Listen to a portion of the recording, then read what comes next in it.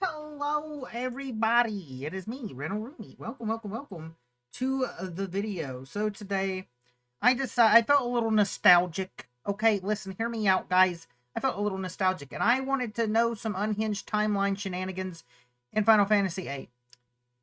Rather this video is accurate, I have no idea, because it's kind of touching some lore that I'm familiar with, but also I don't know if I will be accurate. Honestly, if anything, this is kind of like a personal video for my buddy Kevin at this point, which honestly, Kevin probably knows everything there is to know about Final Fantasy VIII. That's just my personal opinion. Kevin, if you're watching this, I love you, buddy. I'll probably be talking to you later tonight if you're still in Discord whenever I get done recording. Anyway, without further ado, let's learn about the unabridged timeline of Final Fantasy VIII, The Legend of Hyne. Hyne. Let's see. Shall we? What do you guys think, huh?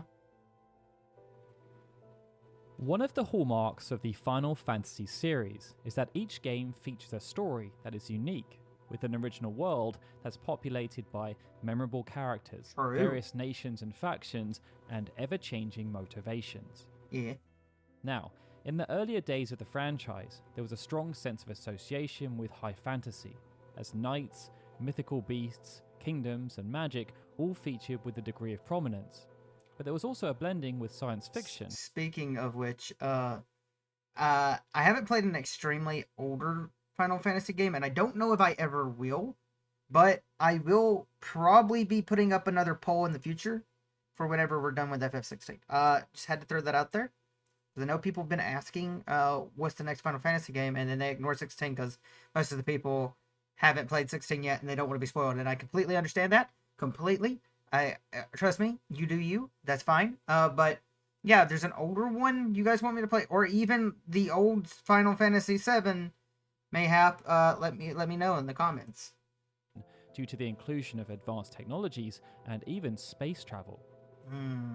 As the franchise evolved, so too did its association with the fantasy genre, and by the time we arrived at Final Fantasy VIII, it had adapted to feature a much stronger association of low fantasy than high fantasy.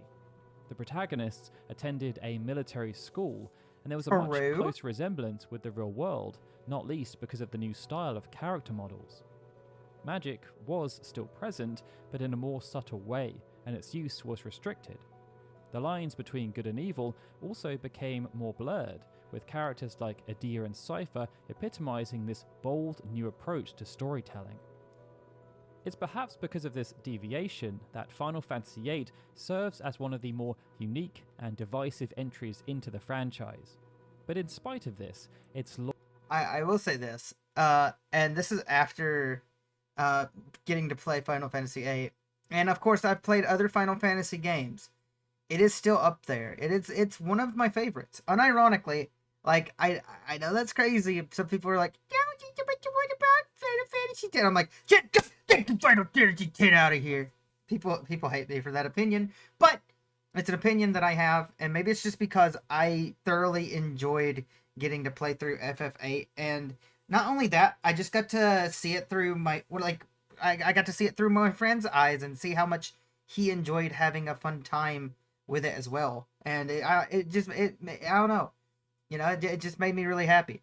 Oh god, I wonder how much of this story I actually remember. Short of fascinating. It's a good test for my memory. Spanning millennia, it tackled the rise and fall of empires, the creation of fantastical demi-humans that often rose to positions of power, and complex subplots relating to not just the quelling of those demi-humans, but also their maniacal schemes.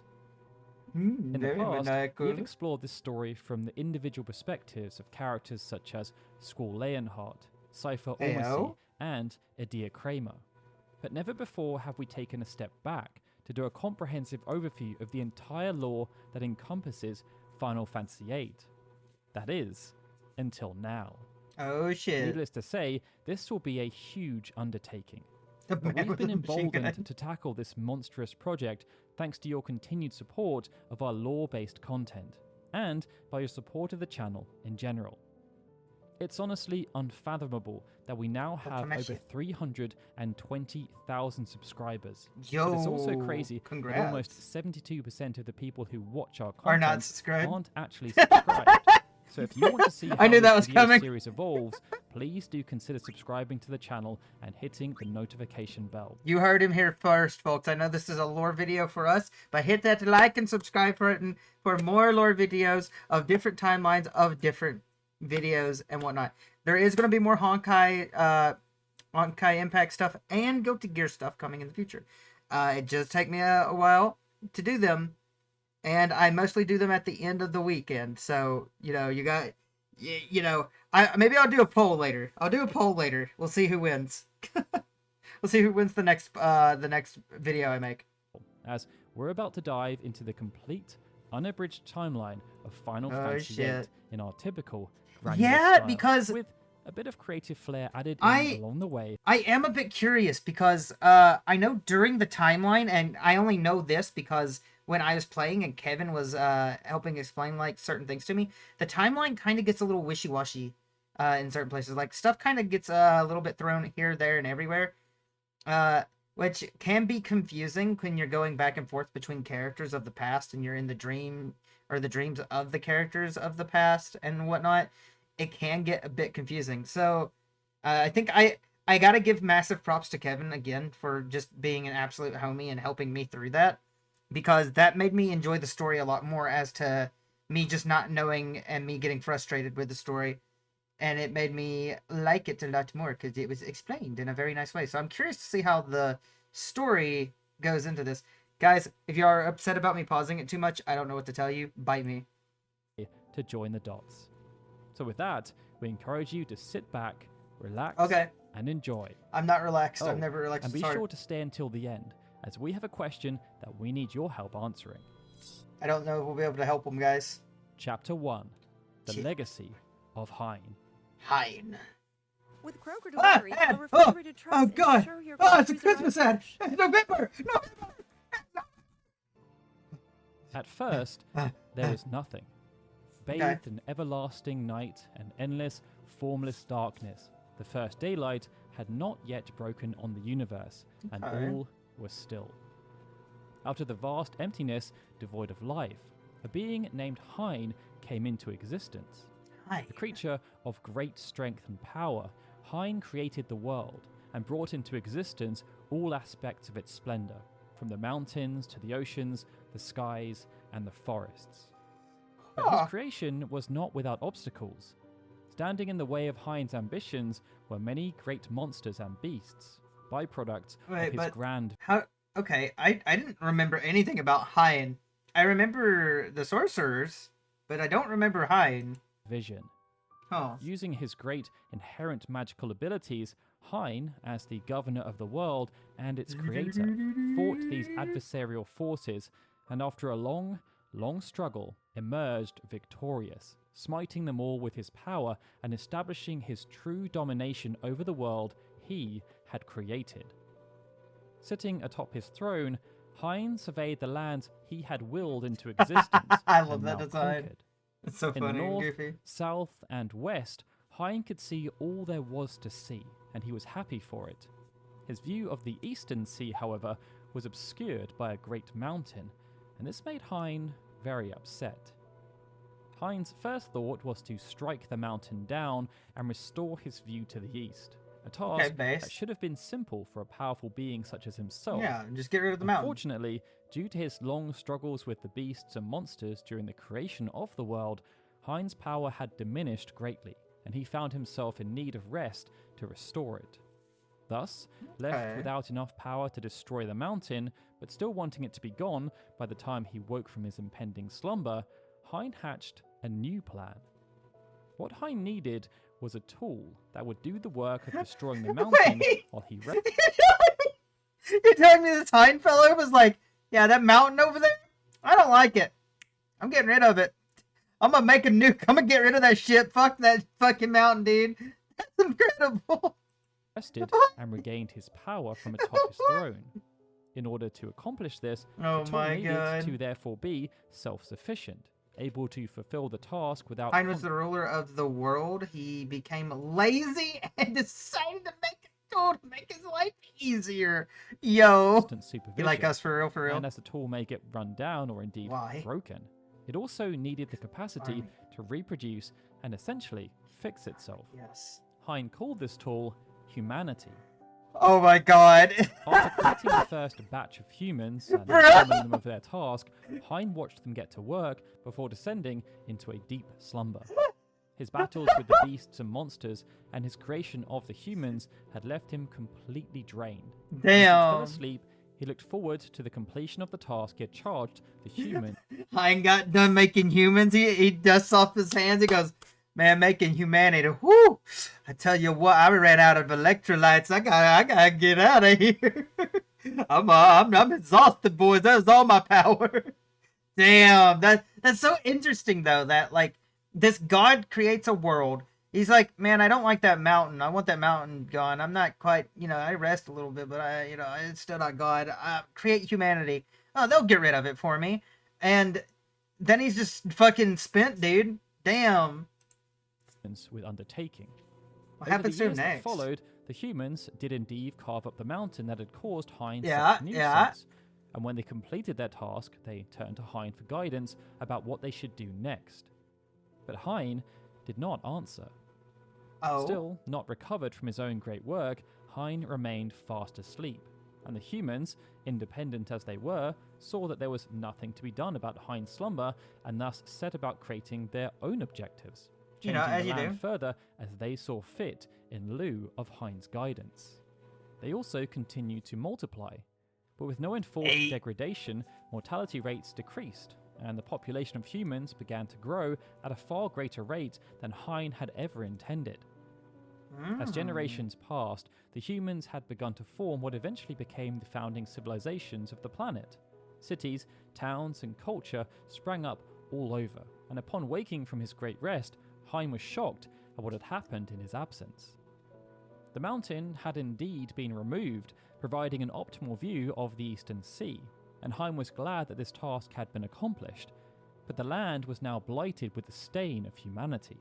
They had multiplied to an extent that he had not ever envisioned, and taken advantage of his land without his express permission. Okay, hang on. Homie, Hyne, wait a minute. Okay, I gotta defend humanity here for a minute. First off, Hyne created them. It was like, get rid of this mountain. And then he's like, I'm just going to take a nice little rest right here. It's been a few centuries, humanity's like, oh guys, I don't know what to do. This guy's asleep. We can't really get him up. Fucking make our own shit? Fucking make our own shit. And that's what they do. What do you expect was going to happen? They're going to follow you and wait for you patiently and die out? My goodness. Yo, Hyne is a lazy motherfucker. What the fuck? No, humanity had only acted in such a way. What happens to him? Their creator, I only remembered the sorcerers. They had been granted. Hyne was too arrogant to accept his own role in what had happened. He simply believed humanity was at fault and believed they should be punished for daring to abuse and alter the world by acting on their own volition. Oh my god. Hyne first sought to right his initial wrong. He believed that one of the main reasons this problem had arisen was humanity's ability to reproduce without restriction. And so, as Hyne still saw use in his tool, he sought to simply quell the number of humans that existed to restore the balance. As a logical being, Hyne did not decide to simply cull humanity at random. Instead, he decided to dispose of those that were inferior and unable to perform physical labor to optimum levels. This meant he focused on the sick, the old, and the young. But it was the latter that turned out to be the biggest mistake. The humans that remained felt the culling of their children was a horrible, brutal, and heartless course of action. These were individuals who had been nurtured in their care, who, in their eyes at least, had nothing but limitless potential. True. And as such, they were angered and saddened, and these emotions turned out to be powerful motivators. When the culling started, senior figures amongst the human ranks protested. As they wept in front of their god, they pleaded for him to stop. Robin Williams! But as they were mere insects in comparison to Hyne, he cared naught for their opinion and was unrelenting in his task. I miss Robin Williams. This turned out to be a grave mistake. Hyne had indeed quelled the numbers, but having disposed of the small, the sick, and the weak, only the strongest remained. And they remained in quantities that posed a far greater threat to Hyne than he initially realized. Having defeated the great beasts and monsters that plagued the world prior to his slumber, Hyne had grown overconfident and arrogant. He paid no mind to the ability of his tools to destroy an entire mountain in much less time than he had intended. As to Hyne, that's all they were. Tools, mindless instruments tasked with doing his bidding. It's crazy going through this because, like, I don't remember Hyne at all. And I don't remember, like, I remember his name, but I don't remember any plot relevant stuff. Kevin might be screaming at me. And you guys might be screaming at me too. Play the fucking video. Listen. It's crazy because I don't remember a lot about him, but the fact that he's just a god playing with toys is just aggravating.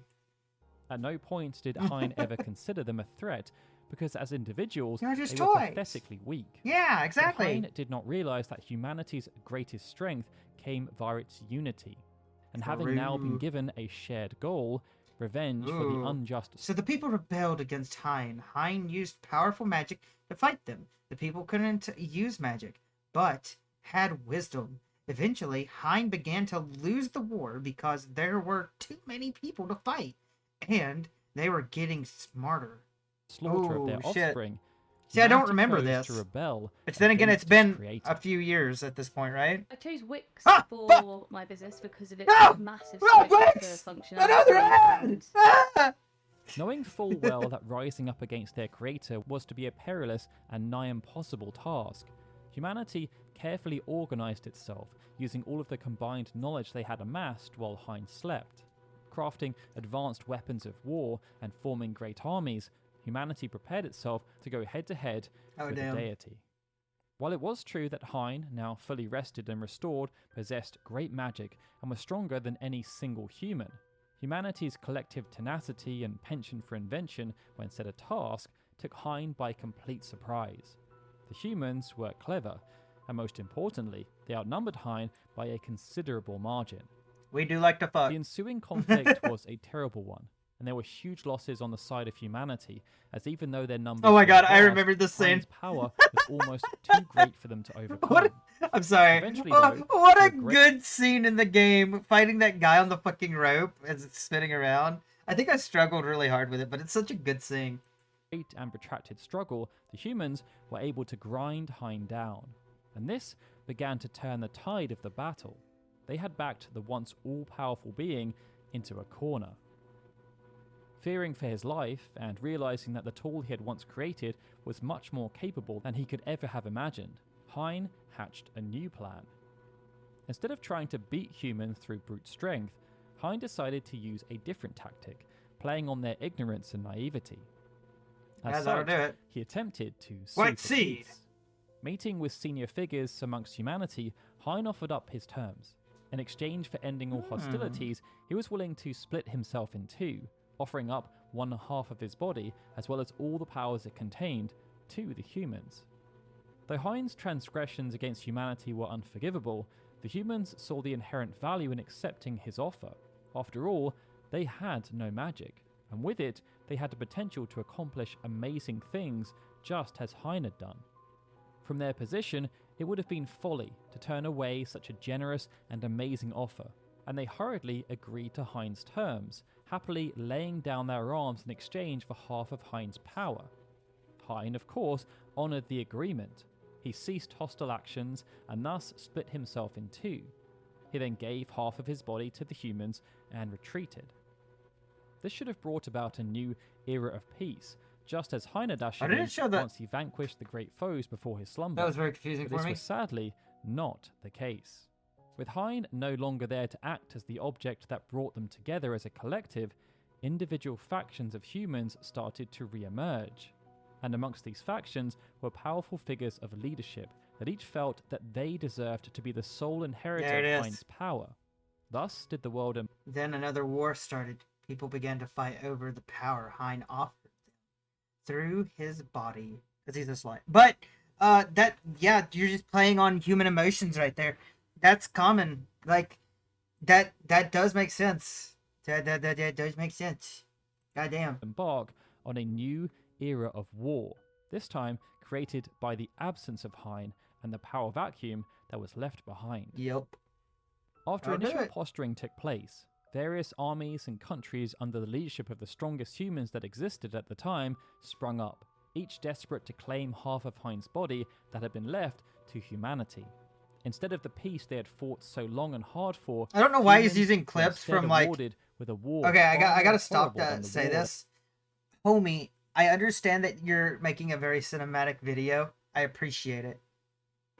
For the lore. However, as somebody who seen the Final Fantasy 14 clip in here and was very confused by the I believe it is Omega weapon or whatever. Not Omega weapon. I can't remember exactly, but I don't know how that had anything to do with it, and I don't know how the FF16 scene has to do anything with it. You might be a bit losing me in the sauce of the cinematics, but I imagine that has nothing to do with the story, so I'll ignore it going forward. But you almost confused me there. Sorry. Also, if there's any spoilers to 16 source shots in the background, I'm sorry, everyone. They had just fought against Hyne. This time, they were fighting against their own kind on a scale never seen before. And with humanity as a whole growing increasingly clever and cruel in the art of war, what followed was a brutal affair that did more to cull their numbers than anything Hyne ever did. For an unspecified period of time, humanity essentially tore itself apart. That was until one day, after years and years of horrible violence and bloodshed, one ruler, known as King Zabalga, finally succeeded in subduing his rivals and bringing his people to victory. King Zabalga was known far and wide as the Dark King, and was very well versed in the ways of war. He fought hard for his prize, and upon achieving total victory, Zabalga assembled a royal entourage of advisors, warriors, and spiritual figures before absconding to a sacred space within the deep forest. Here, he was to commune with the half of Hyne's body humanity had been gifted, before receiving its power and presumably becoming akin to a demigod. But despite the ceremony going according to plan, Hyne's body did not heed Zabalga's commands. In the aftermath of this colossal embarrassment, experts were called from across Zabalga's lands. But even though consultations took place, nothing they tried worked. Every subsequent attempt only added to Zabalga's frustrations. He was the strongest of the humans. There must be something they were doing wrong. It led to a period of self-reflection as Zabalga thought to himself, where is this great power that he and his people had fought so hard for and sacrificed so much for? By chance, it was around this time that a renowned figure from outside Zabalga's domain appeared. We're going to start on a new book. It's a story about a very wise man named Vascaroon. The title of the book is The Legend of Vascaroon. This figure, known as the Great Sage Vascaroon, was amongst the wisest of humans, and he appeared to be most knowledgeable about Hyne, and more specifically, why Hyne's body had not granted its power to Zabalga. Vascaroon had known for some time that humanity had fallen foul of Hyne, but despite his wisdom, he had been unable to quell the violence. It was only now that peace had been achieved amongst humans, and with Hyne's body not responding, that he was able to speak up without fear of reprisal. He revealed to Zabalga and his court that Hyne's bargain for peace was a ruse. Instead of giving the humans half of his... Then Vascaroon came to their rescue. He appeared before the confused Zabalgars and revealed to them that Hyne's body half was corrupt and possessed no real power. The body half was actually Hyne's cast off skin. His body, gross, alongside ew. half of his power, Ew, Hyne gross. had instead simply given them his cast off skin, and this Yummy. skin was devoid of any power. Enraged at this news, Man removed his King foreskin and was Zabalga like, and "Here you his go, people guys." swore revenge against Lord. Hyne for his trickery. They vowed to find him and destroy him. but Hyne had always been one step ahead and was nowhere to be found. After the initial fighting had broken out amongst the human factions, Hyne had used the commotion to slip away unnoticed, and having all but disappeared from the world, Hyne ensured his powers remained secret and away from the hands and minds of dangerous humans. Oh, damn. For this transgression, Hyne earned the infamous title Hyne, amongst the humans magician. of Hyne the Magician, and he was hunted for generations for his betrayal. But no matter how much humans scoured every inch of the land, Hyne was never found, and their thirst for revenge was never satisfied. As Hyne eluded humanity, speculation was rife as to what happened to the once all-powerful being. Many believed it would simply be impossible for such a nefarious and well-known figure to disappear without a trace. Yet no matter how hard they searched, no trace of Hyne was ever found. Something did start to occur though. One of the main reasons for humans fighting so hard to acquire the power of Hyne was that they possessed no inherent skills with magic. Everything had... So, humanity, of course, had no skills with magic. Sought out Hyne's power because they wanted it. Hyne did a sick nasty, here's my skin, guys. It's powerful, but it actually wasn't, and then he vanished from the world. Now, I can only assume that this is going to go into what the sorcerers are about. Hopefully, this goes into what the sorcerers are about. I don't think it would not, but the fact that it's Hyne the Magician, maybe we're starting to see. I'm sorry if it's confusing. It's a little confusing for me. To be I'm trying to put it all together in my brain and trying to remember what I remember from playing the game. But individuals started to appear who did have control over magic, albeit to a lesser degree than Hyne. Rumours persisted that these individuals were akin to remnants of Hyne, and that he had hidden his powers within them, and that the power manifesting through them served as a way of protecting his powers from humans who were not deemed worthy or were descendants of those who sought to do Hyne harm all those years ago. But by having the powers appear in this way, there were also those who felt it allowed Hyne to hide in plain sight. As the years passed, it became clear that these individuals were always female, and that the transference of this power from one woman to another was not straightforward. Perhaps as a way of thwarting individuals such as Zabalga, who sought to claim Hyne's power by brute force and manipulation, the process of transference, which became known as embodiment, had specific rules, and only if those rules were followed were the powers able to transfer from one individual to another.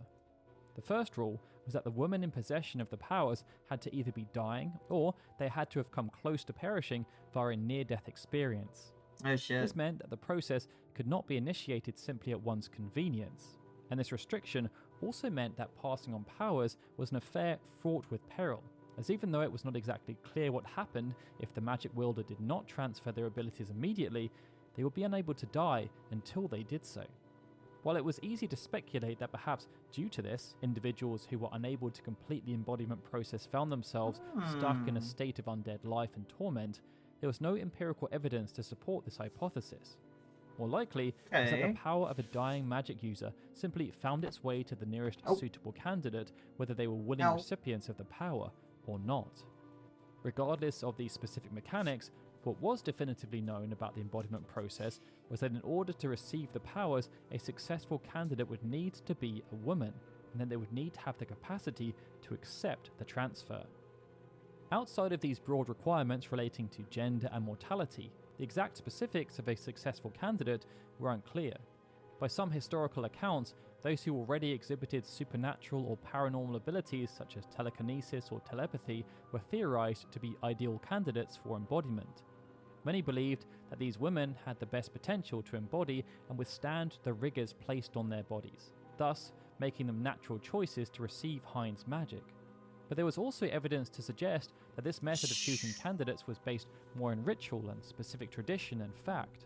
Yeah, and that scene there was Ultimecia going back in the past upon her dying and like giving her power to Ida, I think, which is Robin Williams Sid's wife. I think. Hyne's magic to continue being passed on, Correct me if I'm wrong. Essential that this transference process was as streamlined as possible, suggesting that any woman could potentially become what became known as a sorceress, should the correct conditions be satisfied, customs of various civilizations throughout history just dictated that those already exhibiting abilities beyond those of normal humans were the best candidates.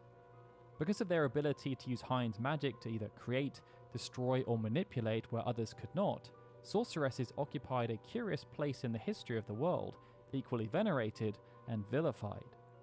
In many ways, this was both a blessing and a curse, as any woman who became a sorceress could just as easily act as a healer, fortune teller, or protector as they could a tormentor, assailant, or tyrant. Their existence became a polarizing topic amongst the common people, with sorceresses often finding themselves on the fringes of society, misunderstood, lonely, and untrusted by the general populace. And although some used their powers to dominate and enslave, others chose to hide their powers lest they be cast out of society, or possibly worse, imprisoned and tortured. Their secretive nature, a product of their own mistrust and old wives' tales relating to the era of Hyne, meant there were few people a sorceress could rely on as confidants and protectors. There were those, though, who were willing to throw their lot in with a sorceress, and those select individuals who ignored the associated perils and spurious rumours became known as knights. Hey. There were unfortunately few documented knights. Yeah, there is very few. Like our boy Cypher. But Cypher, isn't he technically like a knight? Or an alleged knight? Okay, I'm gonna let this guy keep spitting. Many simply being nameless charges lost to the flow of time. But regardless, those nameless knights were close companions to their sorceresses. They were there to help shoulder the burden of the rigors and negative side effects. That's right. I forgot. As Leon, as Squall, don't we become, Renoa's fucking knight? I forgot about that. Yeah, we become a knight as well. I think Scyther became Ida's knight, and we became Renoa's knight, ironically. If I remember correctly. Powers. One of the earliest surviving mentions of a knight came from the tale of the first truly renowned sorceress, one whose name history has sadly forgotten, but whose deeds were known by all.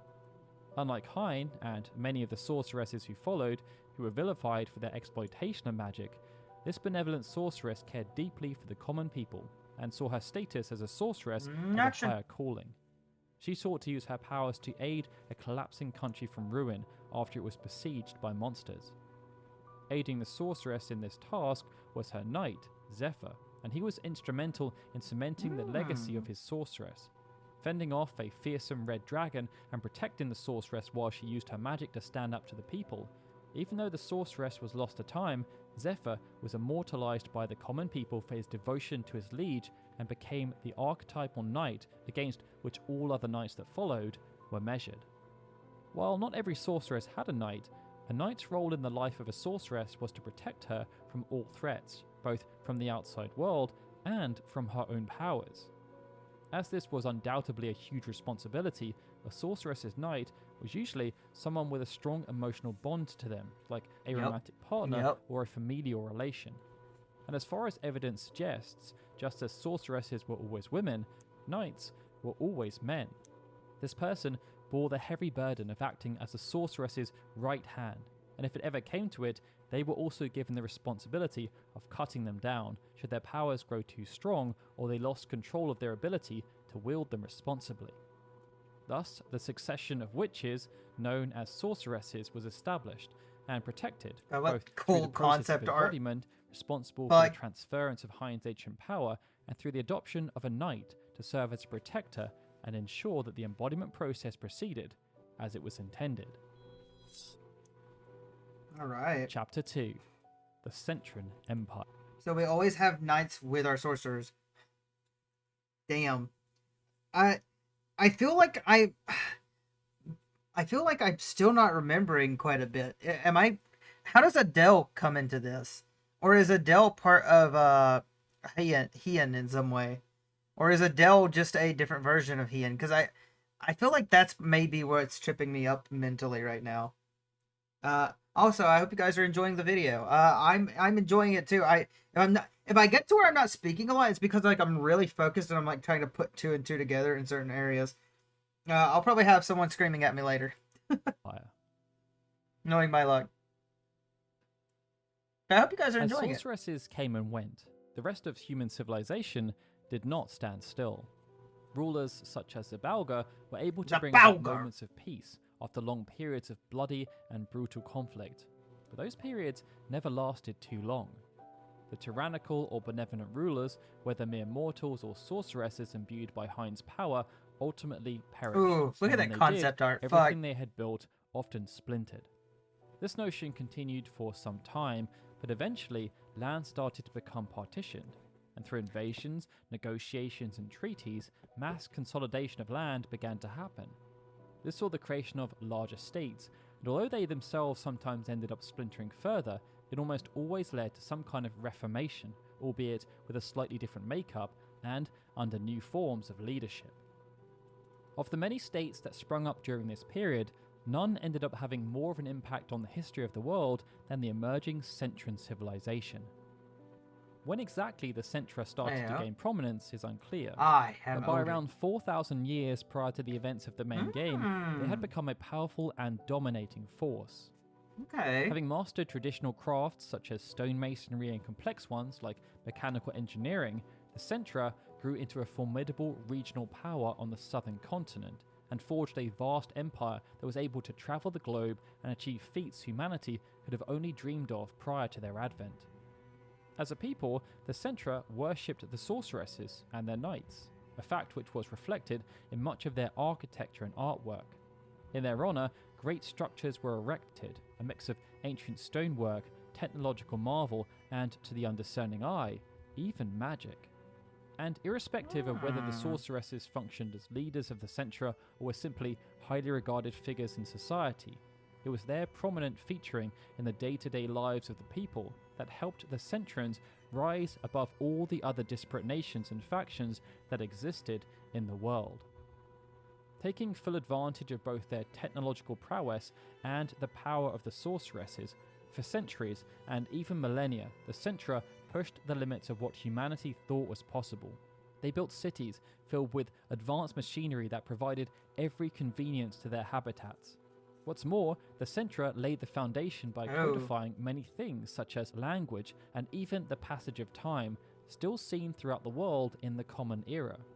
It was thanks to them that the modern calendar system for counting months and years was established, and because of their efforts, it was possible to trace the Centra's growth while also logging the history of the world.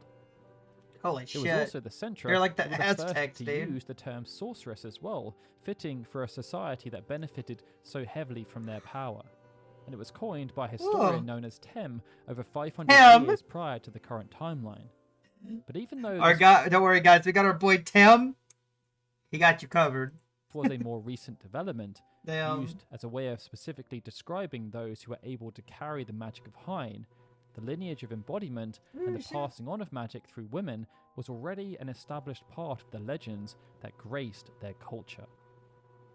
Now, with so many annals of history lost to the passage of time, it's unclear when the Centra decided to cast their eyes outwards to new lands, but it's safe to assume that this had happened after they had asserted themselves and laid claim to much of, if not all, of the southern continent.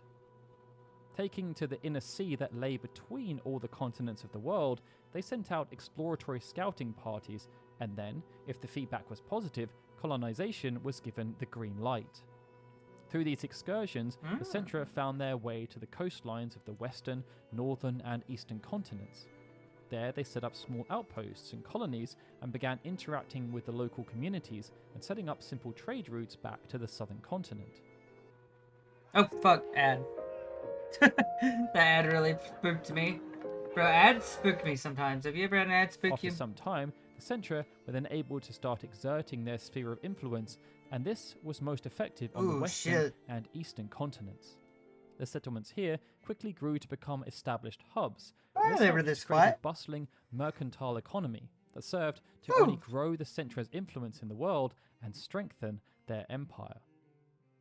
There was, however, another reason behind the desire for the Centran hierarchy to expand beyond their original continental borders, as by establishing footholds throughout the world, they hoped to mitigate the risk and potential impact of natural disasters. Okay, that's based. Many years at this point, the Centra had been studying the planet and observing all sorts of natural phenomena such as earthquakes, volcanoes, and tsunamis. But they were also learning much more about the world and its relationship to the cosmos. Of all the myriads of things they observed, there was one particular phenomenon connected to the mysterious moon that truly frightened them and gave them cause for significant worry, something the Centra dubbed the lunar cry. Okay. We're getting to learn more about the lunar cry. That's pretty awesome. This phenomenon dated back tens of thousands of years, and it was a recurring cyclical event. It happened when the moon, which the Centra learned was the home and source of monsters not native to their land, became oversaturated. When this occurred, and the proper gravitational conditions between their planet and the surrounding moon were met, the monsters then fell from the moon to the surface of the planet, causing immense damage to the surrounding environment and causing significant harm to any living organism that was unfortunate enough to be within range of the fallout. Observed from afar, the lunar cry worried the Centra because they saw the destructive potential of the phenomena. They knew that the best way to safeguard themselves against annihilation was to diversify their great civilization and ensure that they could weather a lunar cry should they be unfortunate enough to have one occur within their own borders, or, in the worst case scenario, at their capital, which was the lifeblood of the empire. Thus, planning for the worst, the Centra invested in their new settlements and trade routes. But this was not all they did to prepare. They also built incredible structures that were capable of moving through the air and travelling the world, acting as mobile cities should the situation arise where the lunar cry hit closer to home and the land became uninhabitable. These structures were a prime example of the kinds of transportation technology the Centra were capable of producing, but they ended up being put to use much quicker than the Centra had hoped, and only a handful were ready by the time they were needed. Exactly when the lunar cry struck the heart of the Central what did we do? We Empire threw was them lost together to time, at each other. But when it did happen, the natural disaster devastated the southern continent. It became fractured in a way that was far worse than the Centra had predicted, creating a scar on the very land itself. And such was the ferocity of the lunar cry that it left the Centra fractured and broken. But luckily, it did not wipe them out completely, and this was due to their careful planning. Shattered as they were, even the great Centran civilization wasn't able to keep its massive globe-spanning population under one central authority, and with the chain of command broken, its additional settlements started to gain a degree of autonomy, and two in particular stood out. One on the western continent, which asserted themselves as the nation of Dolet, and one on the eastern continent, which became known as Esther. Each found themselves in a unique position, and this influenced how they chose to tackle the next part in their evolution as now independent nations. The western continent was akin to a melting pot. Even though the Centra had established a foothold via the now independent Dolet, which was strategically chosen due to its natural defences, there were numerous other independent factions that existed on the continent. This meant that while the Centran leadership was still in effect, supply chains needed to be shored up, and it was of paramount importance that the land they had claimed was consolidated through the solidification of defensive positions. Survival became the name of the game, and they became adept at not only fighting off incursions, but also targeted retaliatory strikes. The key aspect was to not antagonize the other powers that existed on the continent beyond what was necessary for basic posturing until such a time that they were ready to expand. After the lunar cry devastated the southern continent, what remained of the Centran civilization was in disarray, and this meant there was no clear direction and supply lines were disrupted. Taking the initiative, the leadership of the newly established Dolet realized that if they were unable to acquire the fundamental resources they needed to survive from their now fractured supply lines, they needed to seek them from elsewhere. And as there were no willing trade partners, this led to Dolet going on the offensive as they looked to acquire the resources they needed by force. Flexing their honed and formerly shackled military might, Dolet first turned its attentions to nearby towns and cities. I can't get the supplies, gotta steal the supplies. And those who did not, eradicated. The settlement on the eastern continent then endured a rather different fate. Unlike the western continent, where other factions already existed, the eastern continent was more of an open frontier. A settlement was again established near the shoreline, but there was no requirement to defend the position. Effort was instead placed around the pursuit of knowledge. It saw them learn much about the flora and fauna, but significant technological advancements were also made. And with no specific rivals, the settlement was able to expand in a natural manner to suit its burgeoning population. Am I wrong? I might be wrong on that.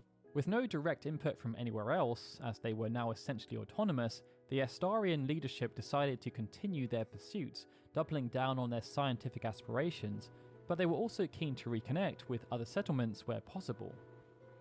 Back on the southern continent, it was a dire state of affairs. Much of the civilization was in tatters, and many of the most important figures had been evacuated via the mobile cities.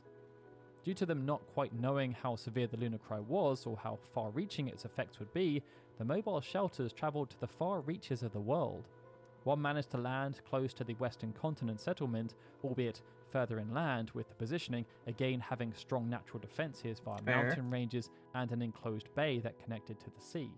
The other two surviving shelters went to the north, with one settling in the smaller middle continent and the other settling in the mountains to the far north of the eastern continent. From here, both of these shelters went on to establish new nations by either building out themselves or collaborating with the local or creating schools or creating schools of super children who can go forth and you can wipe their memories and whatnot. Due to it having a much smaller landmass, they were able to use the mobile city as a base of operations before establishing a new settlement close to the sea. This then became known as Balam. Yeah, In the north, things were similar. The mobile city was again used as a base of operations to build a new settlement, and this became known as Trabia. This is where, however, even further north, there was... this is where, Saphira, wow! No, I think this is, her place, if I remember correctly. Already established faction known as the Shumi. An old faction harkening back to the time perhaps even before the Centra had started to assert themselves. The Shumi were a group of non-human beings of unknown origin. They established their settlement far away from the different strains of humanity, using advanced technology to build a climate-controlled subterranean village that afforded them a life of safety and simplicity. This was perhaps they created an underground bunker, but it could also have been planned as a defensive mechanism to protect themselves from the lunar cry. As the Centran civilization proliferated throughout the world, the Shumi maintained cordial relations, but they were very much neutral. Unlike Dolet or Esther, the Shumi tribe had few designs on expansion, either through conquest or natural means, preferring instead to live out their lives in peace, accruing wealth and building towards their own secret goals far away from the wars of humans on the surface, or indeed the lunar cry. With the stage then set for the next chapter in history for the eastern, middle and western continents, focus was taken away from the southern continent. People don't understand. However, they never seen my Let's Play. They don't get it. In the past, Centrans had left to go to the eastern or western continents due to either wanting to seek a new life or the promise of riches. Then there were those refugees who managed to escape, but others were forced to stay and weather the horrific metaphorical storm created by the lunar cry. Their first priority was to seek shelter from the environmental impact of the lunar cry, but also the new breeds of monsters that had now invaded their lands. And after a suitable stronghold was established, they decided to found a new iteration of the former Centran capital in an attempt to try and regain what had been lost. But due to how much the land had been ravaged and their own lack of resources, times were tough. They were unable to keep up the advances of their former overseas colonies and ended up having to make do with being a lesser power in the world as they sought to try and rebuild Centra back up to its former glory. While this was happening, Dolet continued its imperialistic expansion and succeeded in bringing the entire western continent to heel. But they didn't stop there, as Dolet also crossed the seas to annex the fledgling nation of Balam so as to create a strong staging ground for potential moves of war against the eastern continent. This new conquest was marked with the formation of the Holy Empire of Dolet, a true superpower in the modern era. In the meantime, Esther continued their pursuit of technology, as they believed that their superiority in knowledge would be their savior when it came to surviving either future conflict or natural disasters. While they did not conquer other nations at all during this time, they did build a city so large and advanced that it seemed impossible to outsiders, spanning much of the western shoreline of the eastern continent. It was a big city that truly did their Centran heritage proud. Really cool. For many years, the world continued on in this fashion, with each faction growing and solidifying its power in their own way, continually developing themselves as well as gently testing themselves against others' boundaries. Unfortunately, though, this peace was not to last. The delicate balance of power was soon to be disrupted by a second cataclysmic astral event that created a power vacuum, the likes of which hadn't ever been seen since the age that followed Hyne's defeat. Unbeknownst to the Cetrans, who had decided to try and reform their previous empire, a remnant of the lunar cry remained that was much more subtle than the devastating environmental scarring and the heinous creatures that had now infested the lands. Lodged deep within the original impact crater lay an artifact that became known as the Crystal Pillar. Although seemingly a dormant piece of residue, the Crystal Pillar had a sinister undertone. It acted like a homing beacon for the lunar cry, while also shortening its natural, much longer cycle. The Centra seemed to be unaware of its presence and continued to try and rebuild despite the now perilous circumstances, as they did not wish to abandon their home. I missed that part. But this hubris turned out to be a fatal mistake. Approximately 300 years after Centra was reformed, disaster struck. A second lunar cry crashed down on the southern continent right at ground zero of the original lunar cry, where the Crystal Pillar still lay, something which can only be assumed amplified its power. This time, there was no contingency plan. Centra was decimated, and almost all traces that the civilization even existed were wiped off the face of the planet. On the main body of the continent, due to the close proximity of the strike, a few remnants survived, but only as derelict structures. And it was much the same even on some of the adjoining islands, although due to their slightly further distance, some structures did remain intact. Any survivors who managed to avoid perishing by being too close to ground zero or suffering from the fallout had no choice but to leave the southern continent, hoping to integrate with the local populations on the nearby continent. This signaled the end. The wider empire had fallen centuries prior, but now any shred of hope that the once mighty Centrans that ruled as a powerhouse of technological and military might from the southern continent could be rekindled and brought back from the ashes was gone. But it wasn't only the southern continent that was affected by the second lunar cry in recent memory, as the Holy Empire of Dolet and Esther quickly found themselves embroiled in their own individual local conflicts arising from issues of independence and governance. Within the Holy Empire of Dolet, the small nation of Balam made its bid for independence. Having initially wanted to forge their own path, they had been unwillingly subjugated by Dolet in the preceding century due to a lack of relative military might. But as time passed, they had grown much more savvy and used the chaos of the second lunar cry and the huge body of water that separated them from the mainland of the Holy Empire of Dolet to make their strike. The Dolet forces stationed in Balam were taken by complete surprise, and total victory was achieved without too many casualties. Not too long after, Balam claimed their independence, much to the chagrin of the Holy Empire. In theory, they could have launched a counter-offensive to reassert themselves over the defiant Balam natives, but pockets of instability had also started to surface across the entire western continent, and the peacekeeping forces that had been deployed by Dolet were otherwise occupied.